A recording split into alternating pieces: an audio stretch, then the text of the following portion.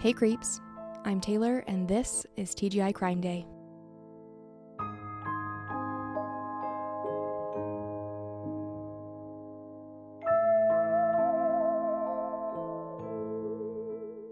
Hello and welcome to TGI Crime Day. Today's video is going to be a little bit different because I originally posted this episode audio only back before I had my YouTube channel, but I am uploading it here because I'm working on the update episode for next week, and I wanted to make sure that everyone had the context that we need to talk about the updates. So this specific episode will not have a video with it, but I'm going to add photos in certain points for reference. So just treat this as an audio-only experience so that you can get up to speed before next week's update episode, and that episode will be in the regular format with the videos and photos.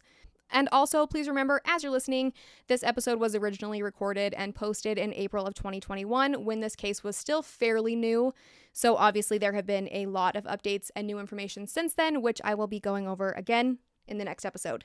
And then one other note, this is an older episode, obviously, so my sound quality might not be as crisp as my newer episodes. We learn, we grow, we get better equipment, you know what I mean? And one last thing, I wanted to say a quick thank you for being here with me. Thank you for supporting this channel. I really appreciate each of you that have subscribed so far, who continue to come back and hang out with me for each new episode, or if you are a new friend around here catching up on older episodes, welcome. I'm so happy to have you. Make sure that you subscribe so you can get the update episode next week. Last time, this is an old episode. I just have to say that so that no one's like, this has been updated. Your information is wrong. Everything that's in this first video is what was available in April of 2021. Okay, so that is why this is a different format than my usual content. So today we are talking about two of the worst people that have ever existed, Chad Daybell and Lori Vallow. Let's go back to April of 2021 for the first part of this episode, and I will see you next week with the updates. Welcome to episode 13. Today we are going to be talking all about the insanity surrounding Chad Daybell and Lori Vallow. Where to even begin? I feel like this case is going to be talked about for years, just like a Chris Watts or Casey Anthony. This is one of the big cases that I know I will remember because we watched it all unfold step by horrifying step. It began with a couple of missing children and unfolded into some weird culty things, mysterious deaths, doomsday beliefs, zombies, portals to other worlds. That sounds absurd, but it's truly all involved in this tale. I decided I wanted to cover this case because there was a lot of really great in-the-moment coverage as everything unfolded last year, and I thought it would be good to do a full overview of this case, all of the information in one place. So, it's going to be a long one. Get comfy. The first time that alarms were raised about Chad Daybell and Lori Vallow was at the end of November 2019. The Rexburg, Idaho Police Department got a call asking them to do a welfare check, and this call was made by Larry and Kay Woodcock because it had been months since they'd heard from either of their grandchildren, and they were beginning to worry that something was wrong. When the police showed up for the welfare check on November 26th, neither of the kids were there, and Chad and Lori gave excuses about where they were. The next day, November 27th, Chad and Lori were nowhere to be found. This obviously looks like an extra large red flag, so police began to look into Chad and Lori Daybell, and when they did, yikes, they opened up a whole can of worms. Let's take a look at these two people on their own, and then we will get into the mess that they created together. Chad Daybell was born August 11th, 1968 in Provo, Utah. He got a degree in journalism from Brigham Young University in 1992, and while he was in college, he married his first wife, Tammy Douglas. Chad worked a few different jobs while he was in college, including as a grave digger. Red flag, save that in your back pocket for later. Chad and Tammy had 5 children together, and for a while, Tammy was an amazing stay-at-home mom who did a great job juggling all of the things. In 2004, Chad and Tammy started their own publishing company called Spring Creek Publishing Company. Chad was an author and mainly wrote fiction books that were basically doomsday novels. Red flag, add that to the pile. Tammy took on a ton of different responsibilities in this company, including handling all the accounting and designing book covers. Chad's books were actually pretty popular. When you do a quick Investigoogle about these books, it says that he wrote more than 20 apocalyptic and LDS novels. I assume they were pretty popular if he felt like he needed to write over 20 of them. So his books were sold at Deseret Book, which is an LDS bookstore that sells church stuff and art and books and things like that. Pretty awkward that his stuff was sold in a religious store because of where the story ends up going, but who would have been able to guess? So Chad was just riding away, living his best, and Tammy was killing it as a businesswoman and a mom, and from everything that I've read, everyone had nothing but wonderful, lovely things to say about Tammy. She was a hard worker, she was an amazing mom, and she cared a lot about her friends and family. One day, out of the blue, in 2015, Chad said that he heard a voice tell him that they needed to move to Rexburg, Idaho. Hearing voices, add that to your pile of red flags. Alright, let's talk about Lori Vallow for a moment. Lori was born June 26, 1973 in San Bernardino, California. When she was 19, she married her first husband, who was her high school sweetheart, and his name was Nelson Yanes. This marriage didn't last long, and they divorced pretty quickly. After a few years, when Lori was 21, she married her second husband, William Lagoya, and they lived together in Texas and had one son named Colby. He was born in 1996. They ended up getting divorced in 1998. A few years later, in 2001, Lori married her third husband, a man named Joseph Ryan. Joseph legally adopted Colby, and then they had a daughter together who they named Tylee. Eventually, Joseph filed for divorce in 2004, and their divorce was finalized May 15th, 2005. Lori got bit by that love bug again and married her fourth husband, Charles Anthony Vallow, in Las Vegas on February 24th, 2006.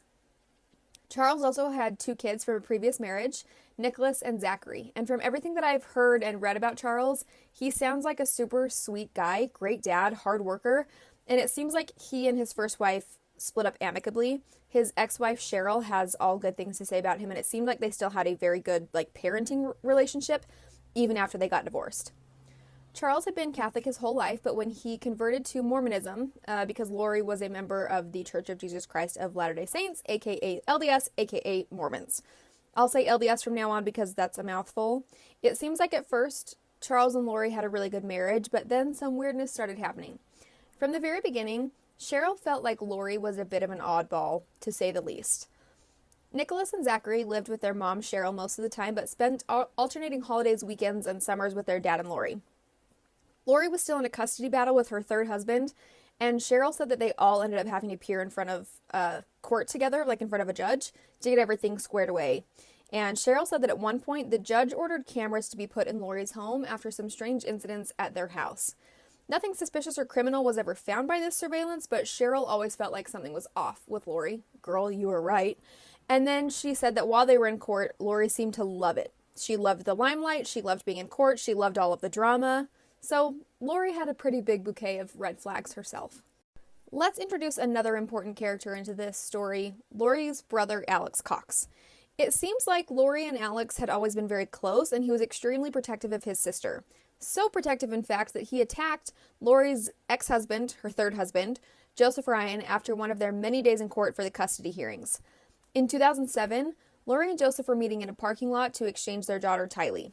Alex followed Joseph into the parking lot saying that he wanted to talk. Yeah, right. Then call him on the phone, okay? Anyways, Alex threatened to kill Joseph and then shocked him twice with a stun gun. Luckily, Joseph was able to get out from under Alex and run around the side of a building where a witness saw Alex holding the stun gun. Once he realized this witness saw him, he backed off and walked away. Joseph was examined by EMS that day and said he felt okay, but the following day he did go to the hospital for chest pains and pains in his wrist, which was fractured. They kept him overnight for observation and he was fine. Eventually, Alex Cox was arrested and charged with second-degree aggravated assault and served 90 days in jail. Spoiler alert, you're going to see a pattern here with Alex as our story goes on. Okay, back to Lori and her fourth husband, Charles. Once their custody disputes were all squared away, Charles's ex-wife, Cheryl, was shocked to find out that Lori and Charles had just decided to move to Arizona. Cheryl and her new husband had spent thousands of dollars in their custody dispute with Charles, came to an agreement, and then he was like, just kidding, I'll see them for summers. So Lori and Charles moved with Tylee and Colby to Arizona. Charles was a great stepdad. According to Colby, he was kind and a good father figure. Charles's sons would visit every summer, and their mom, Cheryl, said it was a bit weird when they did visit. They got along with the kids fine, but Lori was, again, kind of odd. Cheryl said, quote, "The way that they would describe it is that Dad went to work and Lori would leave. She has never had a job that I've known of other than being a hairdresser before they were married, but she would leave and go be with her family or do other things," end quote. Nick and Zach weren't little kids. They didn't need to be watched every second, obviously, but it was weird to everyone that Lori didn't seem to interact with them or include them when she would take her own kids to do things. In 2013, Charles and Lori decided to adopt Charles's great-nephew, which was his sister Kay's biological grandson. Charles and Lori adopted Joshua Vallow, and they called him JJ. JJ fit in great with their family. Lori's daughter Tylee absolutely loved him. She was 10 years older than him, and people always described their relationship as super close. Tylee was kind of like a mini mom with JJ. She was very protective and loving, and Charles the sons also loved JJ. His ex-wife Cheryl said that the boys loved spending time with him, and it didn't matter to them that he was adopted. He was their brother. At the end of 2014, Charles and Lori moved with Tylee and JJ to Hawaii, where they ran a small juice shop. They only lived there for a couple of years and moved back to Arizona sometime in late 2016 to early 2017. When the family moved back to Arizona, Charles spent thousands of dollars on a specially trained service dog for JJ. JJ had autism, and this dog, a Labradoodle whose name was Bailey, became his absolute best friend and was a huge help and comfort to JJ. It made a really big difference in his life to have this dog, and he was able to be a lot more calm and feel safer than he had before having Bailey. According to some of Lori's friends, while she was living in Hawaii, she started reading Chad Daybell's books and quickly became obsessed with them. She read all of his books and was very into all of his end-of-days type beliefs. Once the Vallows moved back from Hawaii is when things started to kick off and get more and more odd. Okay, let's catch up with Chad Daybell. According to Chad, when he was younger, he had a near-death experience that led him to be able to communicate directly with God. From what I understand, this was something that inspired him to write some of his books. Chad basically began to see himself as a prophet, and Chad and his wife Tammy were members of the LDS Church, but Chad started having his own private sessions that were basically him telling people one-on-one that he was actually the prophet and he had all of this spiritual knowledge. Yikes. Okay. So he would share his beliefs about the second coming of Jesus Christ, and he told his followers that it was his job to prepare the 144,000 select people that would basically survive doomsday. We're going to go more down that rabbit hole of what Chad taught his followers in a minute because it's a doozy. It seems like at first Chad would just kind of have these small one-on-one conversations or small meetings at his house where he would talk to other people in his church community about his beliefs and his spiritual knowledge. Eventually, he started doing podcasts and bigger conferences. One of these conferences was put together by a group called Preparing a People. I am going to mention that Preparing a People was a pretty intense doomsday prepping group from what I understand, but when everything kind of went insane with Chad and Lori, they were like, no way, you sillies, we were never a group, we just did these conferences and a whole podcast about how great Chad was, but it's not anywhere that you can find, and don't go looking for it. Okay, bye. Paraphrasing, of course, but they did cut all ties with Chad and Lori eventually. But for a while, they did organize events called Preparing a People that they now describe as, quote, a series of lecture events focusing on self-reliance and personal preparations, end quote. Whatever this event was, Chad was there at the end of 2018 speaking and signing some of his books. Lori attended this conference, and after Chad spoke, she confidently walked up and introduced herself. And surprise, Chad had some very thrilling news for her. According to Chad, they had known each other in many of their past lives and had even been married in some of these past lives. Lori loved it, was like, cool, makes total sense, and the crazy sparks just flying out of control.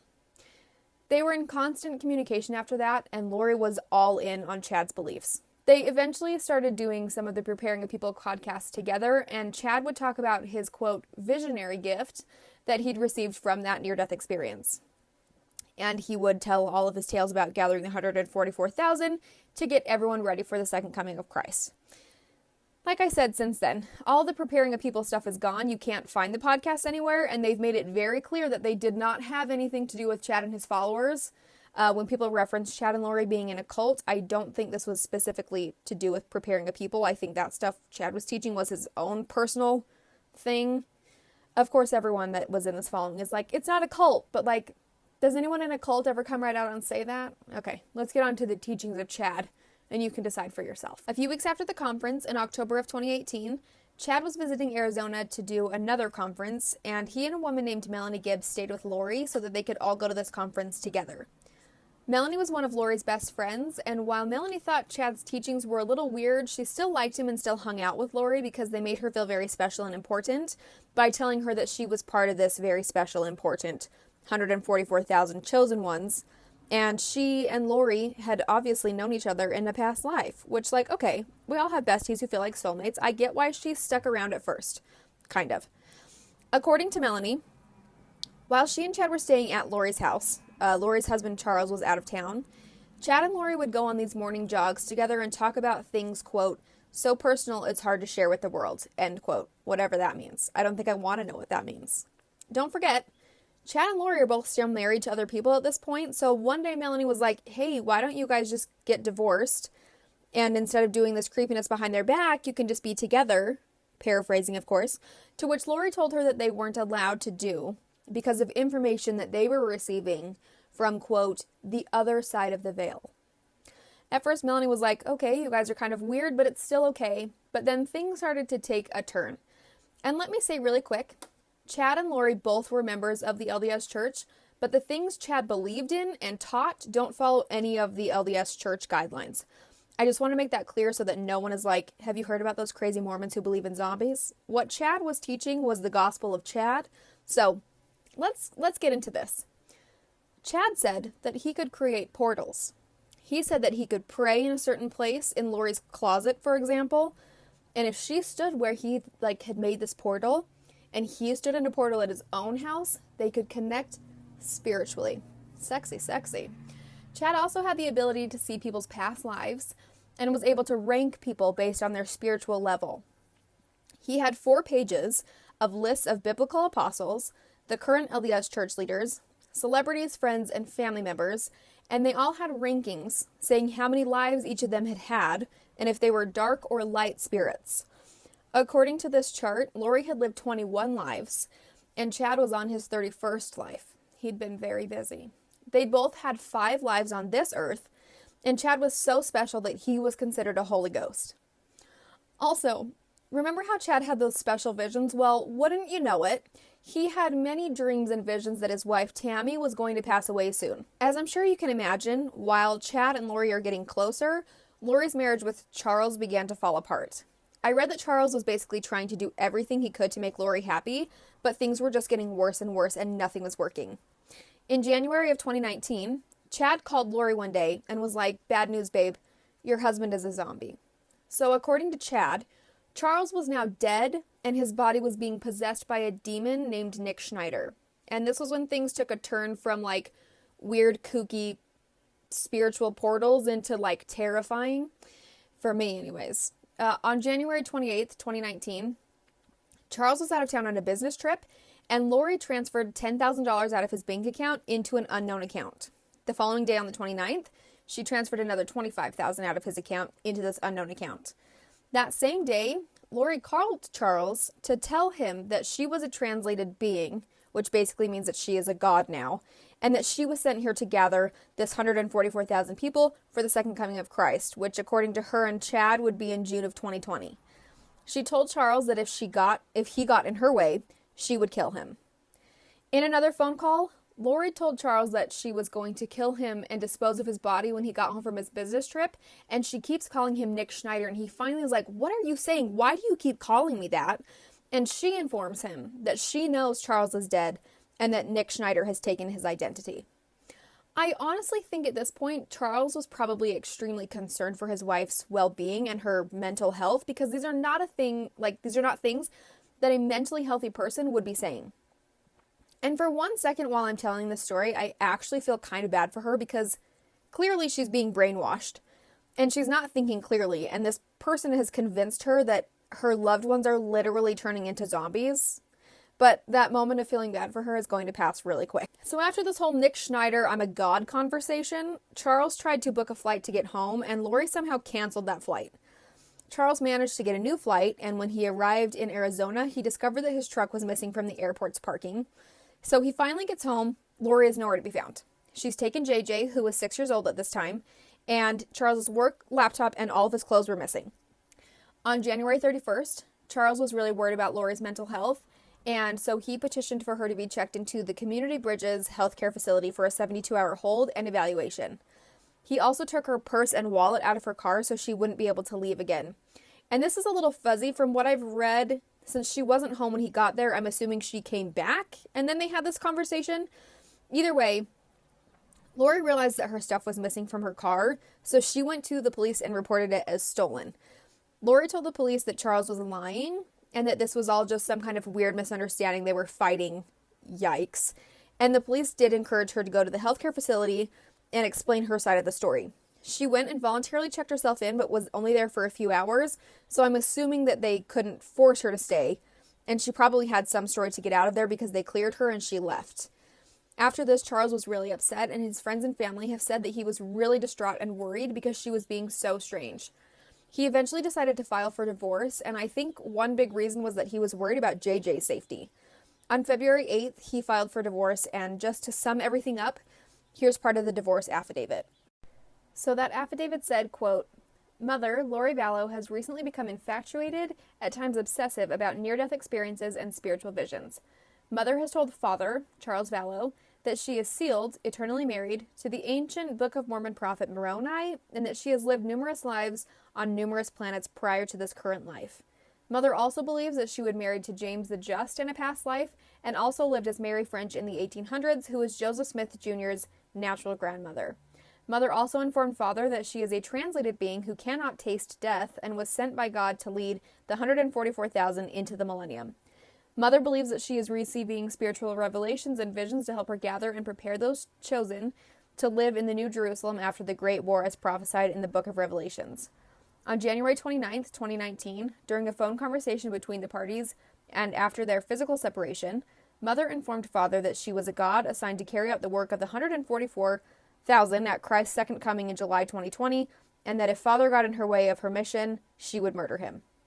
End quote of that affidavit. After the divorce proceedings got started, Lori basically told Charles that she didn't care about him or JJ, and she just pulled a little disappearing act that we will also see happen again later. Just poof, one day, she disappears and flies off to Hawaii. At the end of February 2019, Lori flew off to Kauai and called her friend April Raymond, who she knew from when they lived there before. April said that Lori seemed like a totally different person, and she described Lori as fun, positive, and full of energy. But when she came to visit in 2019, April said that Lori was, quote, very different, very disorganized, and a little manic. Lori also apparently told April that she found out Charles had been cheating on her and that she wanted to file for divorce because of it. April said that she felt weird about that claim because she knew Charles and Lori was making him out to be this awful person. Then Lori went on to tell her all about her new beliefs with Chad, and she was like, something is not okay here. Eventually, Lori did end up going back home to Arizona, but she'd been gone for almost 2 months, and during that time, Charles had no idea where she'd been. When she got back, Charles decided to drop the divorce and try to make things work. It's hard to figure out exactly when this happened, but eventually Charles rented a townhouse for Lori to live in with Tylee, and JJ went back and forth from Charles to Lori. Sometime that spring, Lori told her friend Melanie that, unfortunately, Tylee had also turned into a zombie, according to Chad. Apparently, she'd actually been a zombie since she was 12 or 13 because she'd been, quote, difficult to deal with around then. Sounds like I might have turned into a zombie when I was around 13 too, because it's not like teenagers are just moody. Anyways, things were not improving, and Charles sent a text to a friend in April of 2019 saying that Lori had dramatically changed in the last 6 months. He said, quote, "It's the freakiest thing I've ever experienced. She's with a group of people called Woke and Preparing a People. She says an evil spirit named Nick Schneider murdered me, and he's using me to violate her." End quote. Unfortunately, things are going to take a step in an even worse direction. On July 11th, 2019, Charles showed up at Lori's townhouse to pick up JJ. When he got there, Lori, Tylee, JJ, and Lori's brother Alex were all at the house. Allegedly, some kind of fight was happening between Alex and Charles, and at some point during this argument, Lori supposedly left with Tylee and JJ. Alex claims that Charles came at him with a baseball bat and hit him in the back of the head, to which he responded by pulling out a gun and shooting Charles twice in the chest. 5 minutes after he shot Charles, waiting for him to really be dead, in my opinion, Alex made one of the most uncomfortable 911 calls I have ever had the displeasure of hearing. I hate listening to 911 calls because they're always really upsetting, but this one is upsetting in a different way because Alex is so casual, it's like he's ordering a pizza. He literally calls and in the most bored voice is like, "Yeah, hi, I shot my brother-in-law." I don't play 911 calls on this podcast, so I'll just give you a quick recap. The operator asks if Charles is moving or breathing, and Alex says no. She asks if he wants to try to do CPR, and Alex might as well have been like, "No, I shot him on purpose. I don't want to help him," because he's like, "I don't know how to do that," in the most irritated voice, as if it's inconvenient for him that this is happening. The operator says that she can help him through it, and he doesn't even really try. It's so weird, and there is absolutely no emotion in his voice. He's not worried or concerned at all. Unfortunately, Charles was dead by the time the ambulance got there, and Alex still stuck with his story saying that Charles attacked him. In one of the articles I read, Cheryl, who is Charles's ex-wife, said, quote, Charles was a semi-pro baseball player. If he hit Alex in the head with a bat, he would be dead, but Charles is not a violent person. End quote. She also went on to say that in all the years that she knew Charles, even through their divorce, he never did anything violent. So if he actually had hit Alex with a bat, she believed it would have been in self-defense. Along with Alex having zero issues with the fact that he just shot and killed his brother-in-law, Lori is also completely calm and acting like a total weirdo.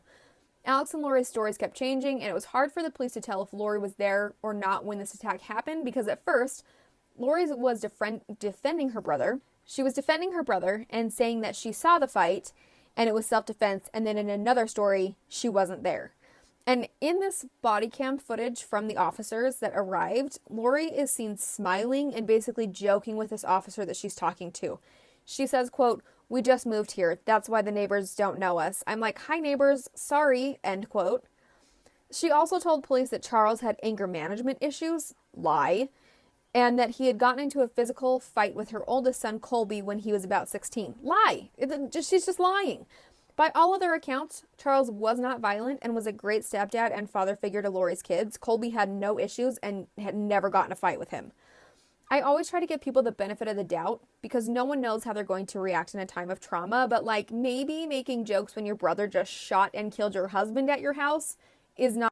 Like I said, you never know how you'll handle trauma, and sometimes people do get uncomfortable and they laugh or they make jokes when they shouldn't be because they're like traumatized and in shock. But I think it's pretty safe to say that the average human with even half a heart wouldn't throw a barbecue pool party the day your husband was killed. Yep, you heard me correctly. Neighbors said that they heard a party happening at Lori's house that same evening. Like, oh, we already had plans. We can't let a little murder rain on our parade. Who wants a hot dog? What? Also, JJ was only 7 years old, had just lost his dad in a really extremely traumatic way, and you're not even trying to comfort him? Tylee was 16 at this time, and I'm sure she knew that her mom was losing it. I can't even imagine how stressful it would be as a 16-year-old knowing that you are basically the only person who's going to take care of your little brother. It's just awful. Police also decided that the shooting was self-defense on Alex's end, and he didn't face any charges. So just for the count, that's 2 of Lori's husbands that were attacked by her brother. Of course, Lori's weirdness doesn't stop there. First of all, she told Colby, who was moved out and married at this point, that Charles had died from a heart attack. It wasn't until later when he went to Lori's house to comfort his mom and basically pulled it out of her that he found out what actually happened. Colby was extremely upset by this, and he said that he didn't care what happened between Charles and Alex. Charles didn't deserve to die for whatever it was. Also, in the most upsetting and insensitive move, she sent a text to Charles's 2 sons, who were obviously also adults at this point, and told them, quote, hi boys, I have very sad news. Your dad passed away yesterday. I'm working on making arrangements and I'll keep you informed with what's going on. I'm still not sure how to handle things. Just want you to know that I love you and so did your dad. And then she ended it with a stupid red heart emoji, as if that's helpful. Oh, I'm sorry. What, you had to wait until the next day to tell his kids? Because you, didn't want to break away from your pool party? This woman is infuriating. So the boys were, of course, distraught and tried calling her multiple times, and she wouldn't answer and she wouldn't reply to any of their texts. Charles's family was still living in Texas, where they had previously lived, so no one was able to get to her in person and basically shake her and find out what was going on. They were asking her, of course, where was she? What happened? How was JJ? She didn't reply for hours, and the boys were getting more and more angry, rightly so. Finally, she replied and said, quote, I'm sorry you are so upset. I am so upset too. I'm trying to get JJ ready for bed. I'm waiting to hear back from the medical examiner to make sense of this myself. Please be patient with me. It's a crushing situation all the way around. I'm still trying to process it too and what it means for JJ. End quote. Really? You're just going to lie and say that you're waiting for the medical examiner to tell you what happened? She knew what happened. Then she basically ghosted them for 3 days. They kept trying to call and were texting demanding to know what happened and where their dad's body was. In my opinion, they handled themselves so well, because if it were me, I would have been sending lots of swear words, but they held it together really well. Basically, they just said to Lori that they deserved answers. They were close with their dad and they should be in the loop for his funeral arrangements. They were worried about Colby, Tylee, and JJ, and they wanted to have some of his watches and mementos sent to him, or sent to them. Lori didn't plan a funeral or do anything to help Charles's family plan one, and Charles's sister Kay and her husband Larry, who remember are JJ's biological grandparents, put together a memorial and begged Lori to bring JJ. But the Ice Queen, of course, did not take JJ to the memorial or let him see his grandparents. Charles was cremated, and shockingly, she did send his ashes to Kay and Larry, and once they found out what actually happened, that Alex had killed him, everyone in Charles's family believed his death was carefully planned. This idea was confirmed when Lori called to collect Charles's $1 million life insurance just 4 days after he died. But, big surprise to Lori, Charles had changed his beneficiary to his sister because he'd removed Lori from the life insurance months earlier when he'd originally filed for divorce. Lori didn't know about this, so maybe if Lori had known that there was no money in it for her, maybe Charles could have survived, but that seems unlikely because she was pretty set on making that happen, in my opinion. Lori is just doing the most at this point, and she throws another horrible wrench into things and decides to sell JJ's beloved and very much needed, especially at this point, service dog Bailey. On August 9th, 2019, Lori listed JJ's specially trained service dog for sale online for $2,500. This is a dog that went through hours and hours of training, and Charles spent thousands of dollars on getting this dog to help JJ. The dog's original trainer luckily found out about Lori trying to sell the dog and bought Bailey back from her. And according to this trainer, and from what I've read, this dog was a huge source of comfort and helped JJ so much. The trainer said that the first night Bailey slept in JJ's room was the first night he'd stayed asleep in his own bed. This makes me, weirdly emotional. It makes me so mad that Lori would try to sell this dog. So the trainer saw the sale listing and called Lori and told her that he would happily just take the dog back. And Lori told him that there had been a tragedy in their family and he needed to pick up Bailey immediately because they were moving to Idaho. The following day, on August 10th, JJ was allowed to have a FaceTime call with his grandma Kay, and according to Kay, the FaceTime lasted for 35 seconds, and then suddenly Lori was just unreachable. Sadly, that would be the last time that Kay would hear from JJ. A few weeks later, Lori packed up her things, pulled JJ out of school, and Tylee was 17 at this point, and at first, she was going to stay in Arizona and live with a friend for the rest of her high school, and she actually ended up deciding that she couldn't just let JJ go without her and just have Lori to depend on because Lori was going a little cuckoo at this point. So there's no way to tell this for sure, but I think that it's safe to assume that Tylee was well aware of the fact that Lori was losing it and being extremely irrational. And it makes me really sad that 17-year-old Tylee was put into a position where she was the only rational adult in the situation. At first, Lori was telling people that they were going to Idaho because her daughter was going to school there, so they moved to be closer to her. Just a bold-faced lie. Bet you can't guess what the catapult that got her to move to Idaho was. Ding, ding, ding. Mr. Chad Daybell told her that he had received spiritual revelation that she should move to Idaho. Because, of course, they needed to finish their mission of ridding the world of zombies. And Chad and Lori knew exactly how many zombies were in each state and knew how to get rid of them. Every time I try to say that out loud, it sounds more and more ridiculous, but here we are. Don't forget, Chad was still married to Tammy Daybell at this time, but don't worry, he was having dreams and prophecies that she was going to die in a car crash soon, remember? So he's like, Lori, baby, it's all good. Come get this spiritual D, yikes a bikes. On her way out of town, Lori stopped to visit her son Colby at work and let him know, surprise, we're moving. She didn't tell him specifically where they were going, just that she got a new job out of town and had to move immediately. Once they arrived in Idaho, JJ was enrolled in elementary school, and eventually, Lori's brother Alex also moved to Idaho, into the same apartment complex where Lori was living with Tylee and JJ. On September 9th, 2019, Lori, Alex, Tylee, and JJ visited Yellowstone National Park. There were photos on Lori's iCloud storage and from the security camera at the front gate of the national park showing that they all were there. However, after this trip, Tylee stopped communicating with friends and family, and this was the last confirmed sighting of Tylee. Lori's friend Melanie Gibb and her boyfriend visited Lori in Idaho on September 19th, and while she was there, Lori informed her that unfortunately, just like Tylee, JJ had also turned into a zombie. On the 22nd, Melanie saw Alex carrying JJ, who looked like he was asleep, out of the apartment, and this was the last verifiable sighting of JJ. And when Melanie's boyfriend asked where JJ was the next day, Lori had a totally reasonable explanation. He was acting like a zombie, so Alex took him. JJ attended, which, by the way, at this point, no one thought it was important to maybe, put up a red flag, put up an alert, call the police. Nothing. They just were like, oh, okay, sounds good. So JJ attended elementary school in Idaho for just 3 weeks before Lori called and unenrolled him on September 24th. First, she told the school that JJ was going to live with his grandparents, but later she said that she had decided to homeschool him. Either way, JJ stopped attending elementary school, and since Lori was covering her tracks with excuses for why, again, no alarm bells were raised because the school didn't know that anything was up. They just knew he wasn't coming to school anymore, but they had been told a somewhat reasonable reason for why. Anyways, keep those last 2 sightings of Tylee and JJ in your back pocket for later because there's some very telling things attached to those specific dates.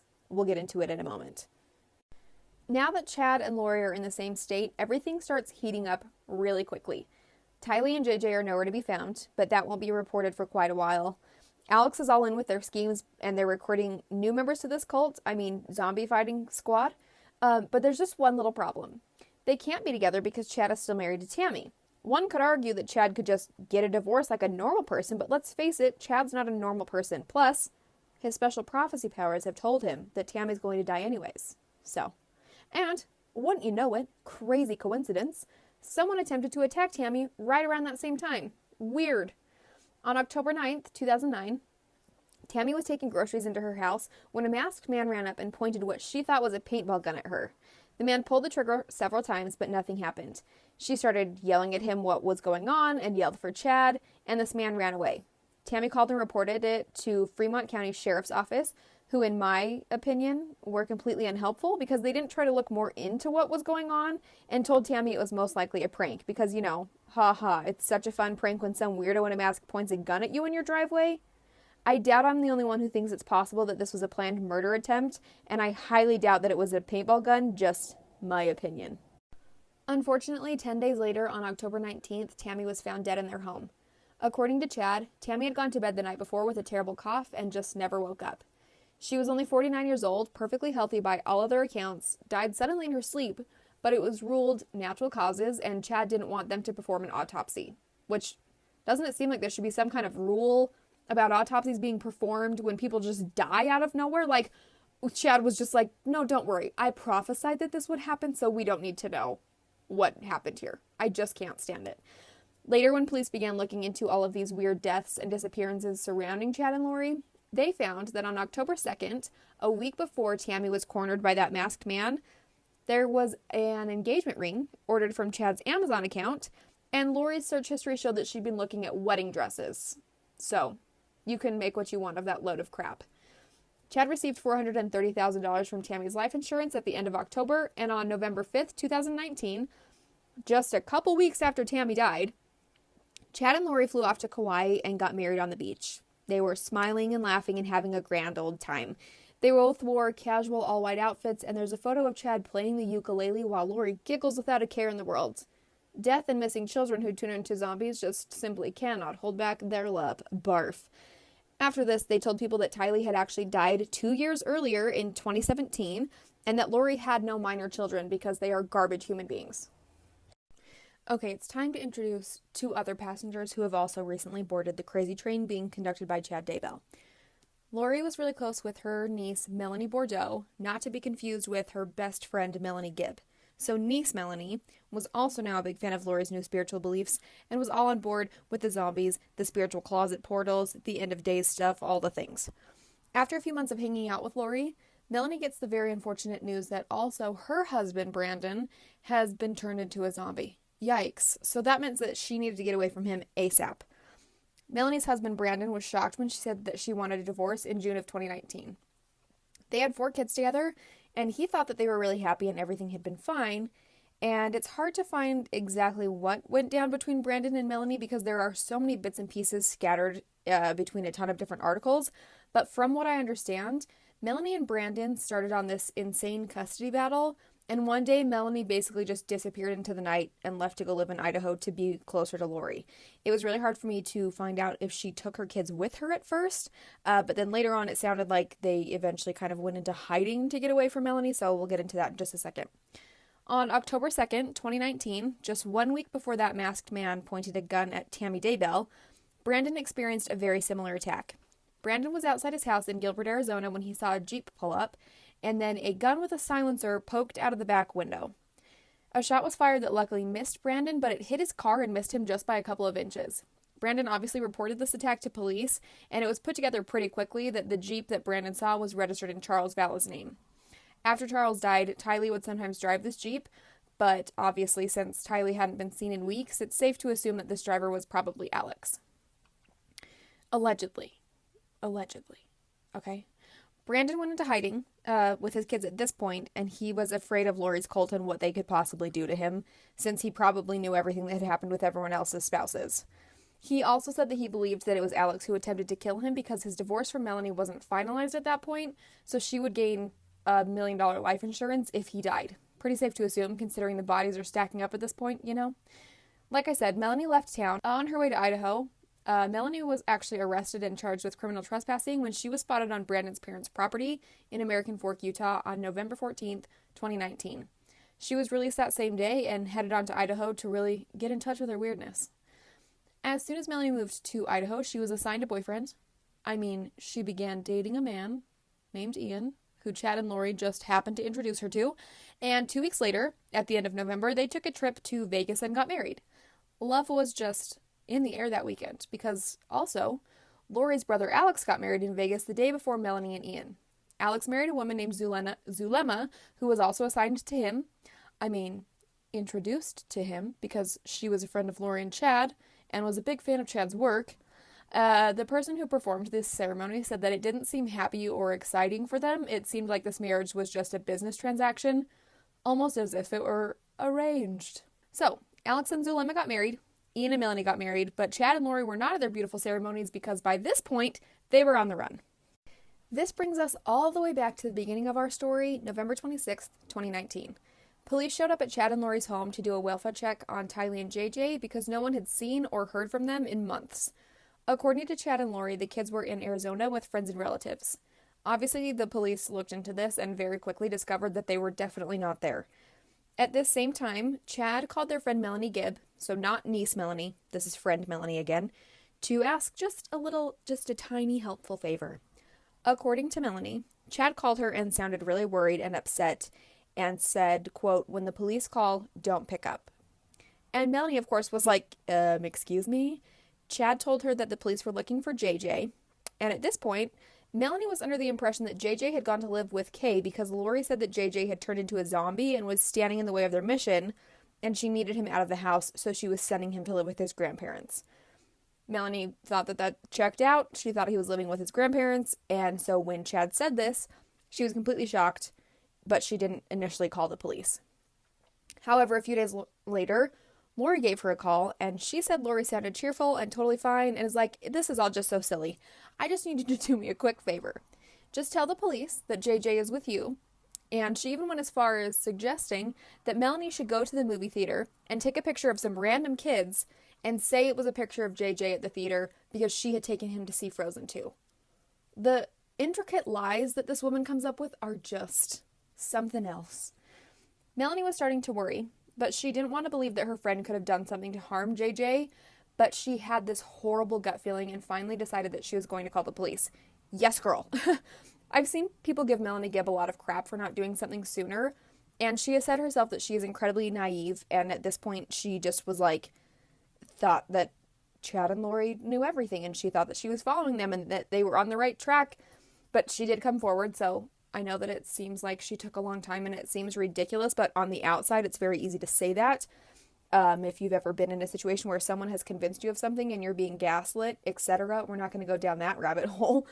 But thanks to Melanie coming forward, she was able to give them all of this information. And had she not done that, who knows if they would have ever figured out all of this craziness with the cult and all of their beliefs, and then possibly, which led to other things later we're going to talk about.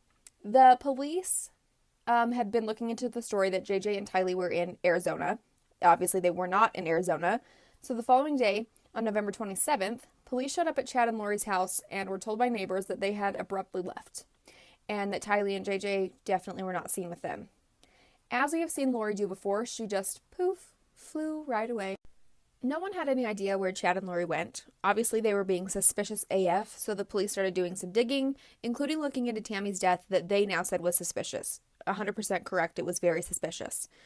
Like we talked about before, while Chad and Lori were in hiding, Melanie and Ian and Alex and Zulema got married in Vegas in the days following Chad and Lori's disappearing act. Something else very strange happened when, not even 2 weeks later, Alex was found dead at Zulema's house. Zulema's son found him passed out in their bathroom covered in vomit and feces, and his death was ruled natural and attributed to blood clots in his lungs and high blood pressure.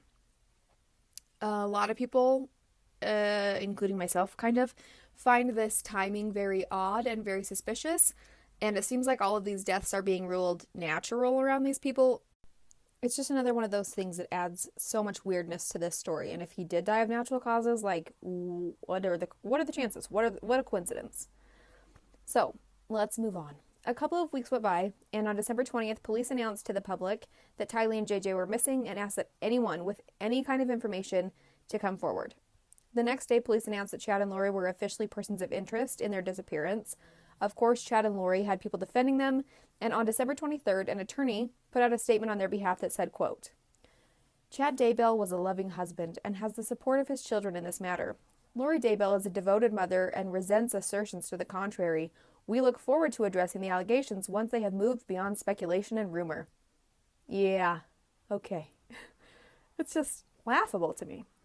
On December 30th, police also released a statement saying that they were concerned for Tylee and JJ's safety and worried that they were in danger. They said that Lori was being uncooperative and had fled the state, and all the alarm bells are going off. Everyone is pointing fingers at Chad and Lori. Meanwhile, they still have some of their followers defending them, and people were coming forward saying that there was no way Lori and Chad had hurt the children, and people were speculating that maybe they were in some kind of underground bunker somewhere being protected from the coming end of the world. On January 3rd, 2020, police were able to get a search warrant for Chad and Lori's property. Chad and Lori were still missing at this point. They had no idea where they were, but they searched the house and a shed and barn on the property. They took notebooks, computers, cell phones, and a ton of different documents. These items were all carefully examined and painted a pretty obvious picture of what was happening.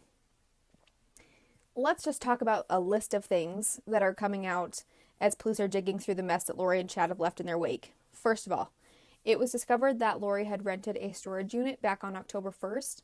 This was discovered when she failed to make the rental payment, so police were called. Inside the storage unit were items that belonged to Tylee and JJ.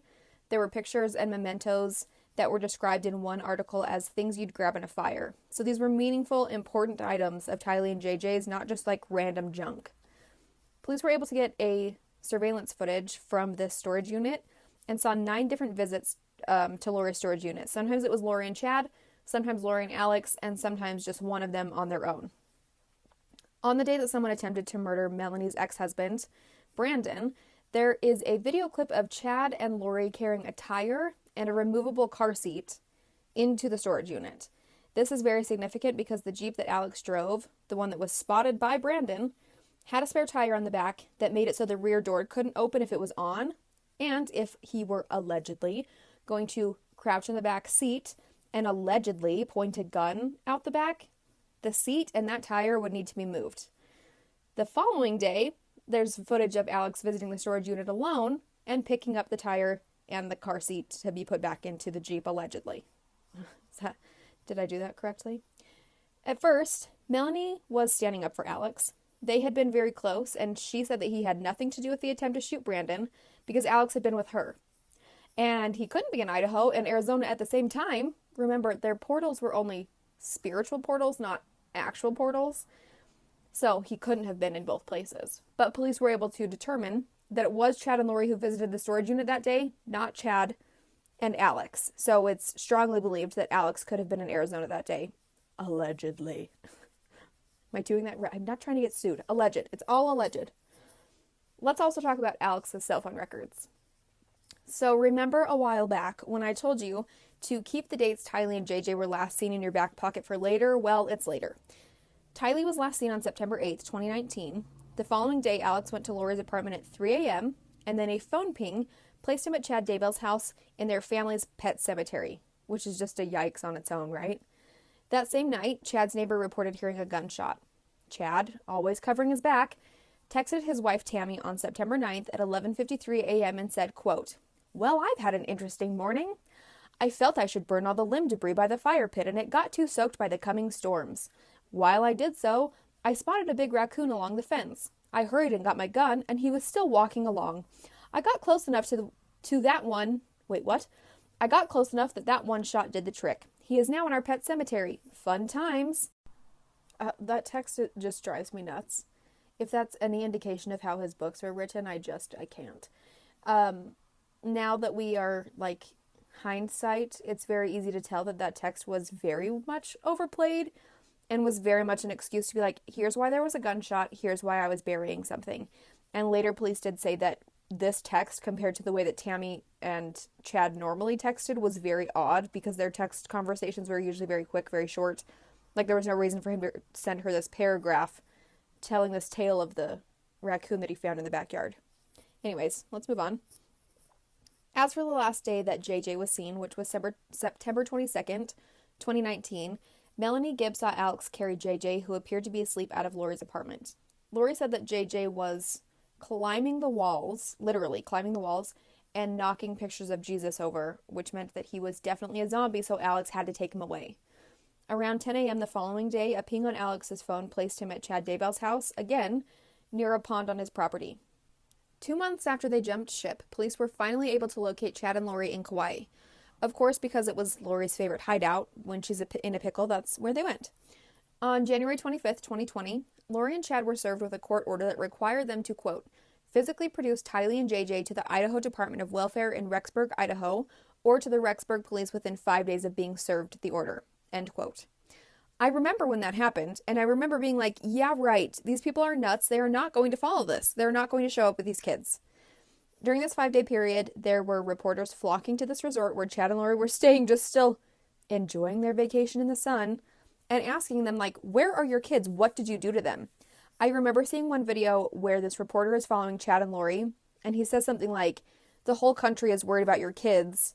And Lori, cold as ice, says, that's nice. It's awful. As you guessed, and by absolutely no surprise to anyone, Chad and Lori did not bring the kids to the police within that 5-day time. They missed their court date that was scheduled for January 30th. 2 weeks later, on February 16th, Melanie's husband Ian gave his ex-wife a computer, and this is just me speculating, this is just a guess on my part, but it seems like Ian was starting to kind of freak out. He married into this situation, and his new wife was talking about zombies and the end of the world, and he knows what happens to people's spouses who get in the way of their mission. So he allegedly, maybe, was really terrified to come forward, but he gave this computer to his ex-wife that has documents outlining Chad and Lori's beliefs, the zombies, the dark spirits taking over the Idaho Police Department, all of this stuff. If I understand correctly, it sounds like Ian's ex-wife gave this info to Melanie's ex-husband, Brandon, and Brandon was able to take this stuff to his own attorneys and keep that information, rolling out against Chad and Lori. I hope that's making sense. There are so many hands in the pie at this point. It's hard to track. So finally, on February 20th, Lori was arrested in Princeville, Hawaii, and charged with 2 counts of felony child desertion, as well as misdemeanor charges of resisting and obstructing an officer, solicitation of a crime, and contempt. She was being held on a $5 million bond, which seems smart because they knew that this woman was obviously a flight risk. Then she had to wait to be extradited back to Idaho. Lori requested multiple times for the bail to be lowered, and she was denied over and over. Yay, everybody. On March 4th, Lori was extradited back to Idaho and escorted immediately to the Madison County Jail. On March 6th, she appeared in court in Idaho, where she is read her charges and a court date is set. Her bail was lowered from $5 million down to $1 million, which personally I think is fine. I think that the $1 million bail was never going to happen anyways. And you've probably seen them, but the photos of Lori from that first day in court make my blood boil every time I see them. In every picture, she's got this little smirk on her face, like she just thinks she's so much smarter than everyone, and she's in the courtroom with beach waved hair and freaking Taylor Swift red lipstick on. It's just, it's unbelievable. On March 13th, Lori has another hearing where she was assigned a new judge, and 2 of her 3 attorneys resigned. That's pretty telling, in my opinion. Also, during this time, no one would help her as far as bail bondsmen go, or bail bonds companies. everyone, I think, was just so mad at her that no one wanted to help her out, and anyone who did help her out was probably going to get a lot of crap for it, so they would not lower her bail, and no one would help her. On April 10th, rewind. So this whole time, Lori's been doing the court stuff, she's been waiting in jail, and Chad was still just free as a bird and spent a ton of time talking to Lori while she was waiting for her trial. On April 10th, Lori was once again denied having a lower bail. I believe it was 4 times now that they were like, Lori, no, you're not going home. Let's not forget, this was also during the time when everything started popping off with COVID, things were starting to shut down, everything was hitting the fan. Lori's attorney was making arguments that she was not being treated fairly and she should be allowed a lower bail, basically so that she wouldn't have to be in jail during a pandemic, to which I say, maybe don't lie about your children's whereabouts and then flee the state. Like, shouldn't Chad's visions have warned you about a worldwide pandemic? Anyways, at this April 10th hearing, the Idaho Attorney General took over Lori's case and announced that this case has now switched from a missing persons case to a murder case, and that Chad and Lori are also being investigated on conspiracy to murder Tammy Daybell. So around this time, people were freaking out. The public was pissed. Everyone was ready to burn these two at the stake because they still would not say where these kids were or what happened. And of course, there were still people who were coming forward backing Chad and Lori, and that was including Melanie and Ian. Back in December when the kids were first missing, Ian was apparently getting very concerned about Chad and Lori's beliefs, and he felt like they knew where these kids were, and he was concerned that something had happened to them. And at first he was cooperating with police, and he tried to do a wire for them so that they could get information from Melanie on a recording, etc.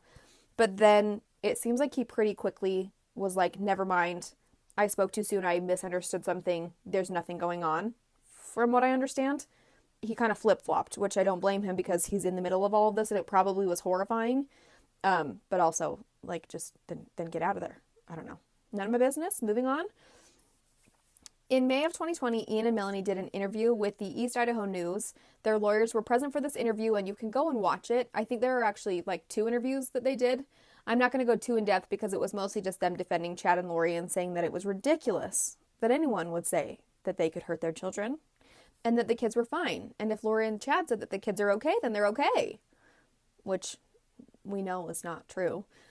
Lori's mom also came forward and defended her, saying that it was impossible that Lori could ever hurt her children. There was one other woman who came forward that was one of Chad's followers who came to their defense and wanted to inform everyone that she also had her own visions and she had seen that the children were safe. Apparently this woman was one of Chad's followers who had also had a near-death experience just like Chad, and now she could have visions and prophecies, etc. And years earlier when Chad was having his whole, I'm having visions that Tammy's going to die in a car crash, this woman was saying that she was apparently having the same visions. And that's how they connected, and that's how she knew that the kids were okay, because she had a vision that the children were safe. So, case closed, right? I remember when all of this was unfolding and Chad and Lori were like, you guys, the world is going to end on July 22nd, so nothing matters. And for a while I was like, they must just think that nothing can touch them because they genuinely think that the world is going to end. And then, 2020 was bananas, and one insane thing after another kept happening. And then we had that whole thing with the murder hornets, and for a split second I was like, well, damn, maybe they're onto something here. Obviously, we're still here, so that was incorrect. But I think for a while, a lot of people really were keeping up this hope that maybe Tylee and JJ were just hidden in a bunker somewhere, and maybe all of this was just to do with their doomsday beliefs and the kids actually were safe, but obviously that is not how things turned out. It was extremely sad because Lori's oldest son, Colby, was basically publicly begging his mom to come forward and say what happened to his siblings. Colby didn't even know anything was going on until 2 detectives showed up to question him in November. They came to his house to see if Tylee and JJ were there, and he was shocked, so he called Lori to see what was going on, and she allegedly told him, quote, I got it, I'll take care of it, I love you. Almost a month later, Colby saw a news article about Tylee and JJ missing, and then saw all of the stuff that was happening with Chad and Lori, flying off to Hawaii. Then he found out about this storage unit with all of their stuff in it, so again, he tried to contact Lori to find out what the hell was happening, and her phone number was disconnected. So he has no idea what's going on. It was just awful. It was so sad to have to watch him go through that. So many people in Tylee and JJ's lives obviously loved them and were so worried about them, and Chad and Lori didn't give a crap about anyone but themselves. A couple more months went by. Lori was still waiting in jail for her trial, and Chad was just kind of out and about doing his thing. Finally, a search warrant was granted to start digging up Chad's property, and on June 9th, 2020, Tylee and JJ's remains were found. I know that this was so devastating to so many people, and a lot of people really were holding out hope that they were just hidden somewhere safe. And so remember earlier, we talked about those 2 dates that Alex's cell phone pinged on Chad's property. That coincidence with the 2 dates that Tylee and JJ were last seen, which was not a coincidence at all. I don't want to go into too much detail. You can do your own Googling if you want to know more, but Tylee's remains were found partially burned and found in the pet cemetery on Chad's property. He had sent that stupid text explaining that he had shot that raccoon months earlier, the day that Tylee was last seen. There was no raccoon found buried there, so we can probably guess what happened. JJ's body was found wrapped in plastic and duct tape and buried near the pond on Chad's property. These kids deserved so much better, and people were concerned about them and loved them and would have taken them if Chad and Lori were going to murder them. And I just think it's disgusting that they have acted the way that they have. Okay, moving on. During the search, Chad was on the property basically just watching, and then he was immediately taken in for questioning and eventually arrested for 2 felony counts involving concealment of human remains. The following day, on June 10th, Chad had his first court hearing, and his bail was also set at $1 million. His lawyer honestly had the balls to be like, but that's not fair, his bail should be lowered. And then goes on to say that there's nothing in his past that would prove that he's a flight risk. Which is kind of funny since he literally disappeared for 2 months before Lori was arrested when police were looking for Tylee and JJ, but okay, sure. Chad's lawyer, John Pryor, tried to argue that the bail was too high because his charges were only for tampering with or concealing evidence, and that it was unfair to assume that it was going to lead to bigger charges down the road. Which again, seriously, dude, it wasn't like he was hiding drugs or like a possible murder weapon. It was 2 sets of human remains found buried on his property. It's pretty safe to assume that, yeah, bigger charges were probably on the way. Thankfully, no one was buying that and he wasn't granted a lower bail. Over the next couple of months, Chad and Lori moved to a joint trial since they were basically being charged for the same things. It was going to be easier to just do it that way. They also tried to get the trial moved out of Fremont County where they were being held because they thought it would be difficult to find an unbiased jury. Pretty sure at this point it's a national case, so they could take it anywhere and not find a completely unbiased jury, but they were trying their best, I suppose. They both, of course, pled not guilty to all of the charges against them, and then in August of 2020, Chad's attorney tried to get the whole case against Chad dismissed. Again, seriously? His argument that there wasn't enough evidence against Chad for him to be brought up on these charges. So, I'll let you form your own opinion on that one. On November 5th, 2020, some new evidence against Lori was brought forward by Annie Cushing, who was Lori's 3rd husband, Joseph Ryan's sister. Joseph Ryan was Tylee's biological dad, and he actually passed away in 2018 from what was ruled as a heart attack. However, at the end of 2020, Annie got a recording that was taken a few months after Joseph's death from an unnamed source that had some very big red flags against Lori. Just a reminder, Lori and Joseph had a huge custody battle over Tylee that lasted years after their divorce, and Alex used a stun gun on Joseph, and then he ended up serving time for it. So in this recording, it's about 40 minutes long, and Lori is heard basically justifying means for murdering someone. This recording was taken from a meeting of Chad's group of friends who all shared his same beliefs about zombies and followed all of his rules to a T. At this meeting, Lori is heard talking about her relationship with Joseph, and I'm just going to share 3 different quotes from this recording. So, quote number 1. I was going to murder him. I was going to kill him like the scriptures say. Like Nephi, who was a Book of Mormon prophet, killed someone. Just to stop the pain and to stop him coming after me and stop him coming after my children. End quote. Quote number 2. I would go through the scriptures and find all the things. If he comes against you once, if he comes against you twice, if he comes against you 3 times, then you can kill him. It says it in the scriptures. End quote. Quote number 3. I did not have a murderous heart. I just wanted to stop the bleeding and stop the pain. I was like, I'm either going to turn my life into the temple or I'm going to commit murder. End quote.